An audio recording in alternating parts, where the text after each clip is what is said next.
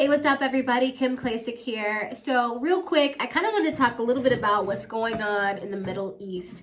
I know everybody's talking about it right now, and so a lot of people are giving their opinions. You know, I got my opinion, and if you follow me on Twitter, you probably know my opinion about it.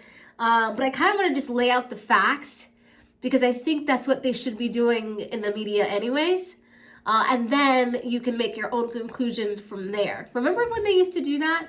Where they didn't put their own bias and their own spin on things, and they just give you the facts, and then you're just like, huh, yeah. And then you make your own conclusion. Well, that's like what this video is going to do right here. So first and foremost, what we see happening in Gaza is a tragedy, right? The amount of missiles going over, killing civilians, you know, terrorizing civilians. Imagine living there right now. Just imagine that. But here's the facts of the matter, right? So COVID happened, and of course, because Democrats are in charge, we sent COVID relief money to everybody, right? We sent more money to, you know, foreign countries than we did the people that live here. And so when it comes to Palestine, Secretary Blinken, Tony Blinken, Anthony Blinken, whatever you want to call him, he sent over $235 million to Palestine in COVID relief money. Now, considering this, we haven't heard much from Hamas, Jihad, really much from anyone while President Trump was in office.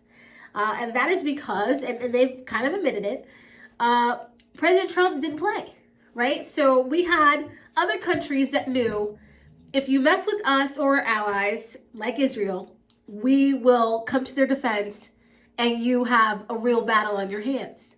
So it was no secret that President Trump and Prime Minister Netanyahu were friends. President Trump supported everything that he did, and he wanted to make sure he knew that he was a friend.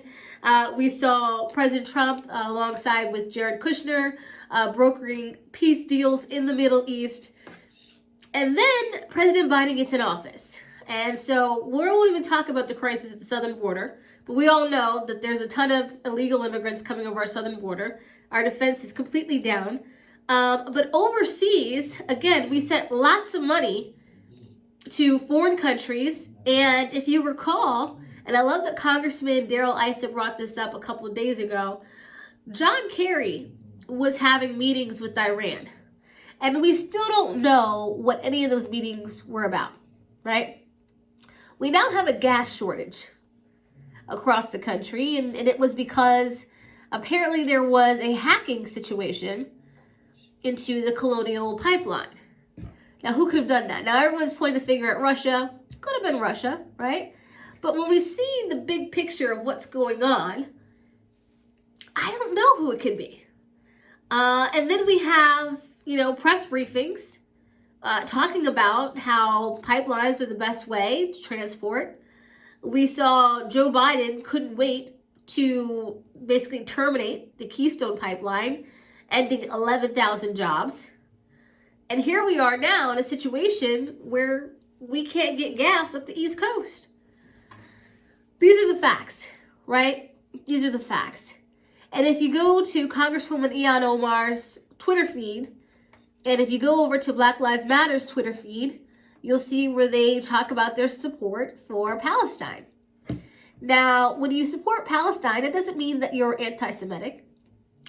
So I won't say that BLM is anti-Semitic, but I will say Congresswoman Ilhan Omar says and tweets a lot of things that I believe are anti-Semitic. I'm going to be honest with you. And this is someone that is in our Congress, on Capitol Hill. AOC, also following Congresswoman Ilhan Omar's lead. And I think, honestly, I think AOC does it because she doesn't know any better. I think she's ignorant to what's going on as far as foreign affairs. And I think she just follows along with the squad.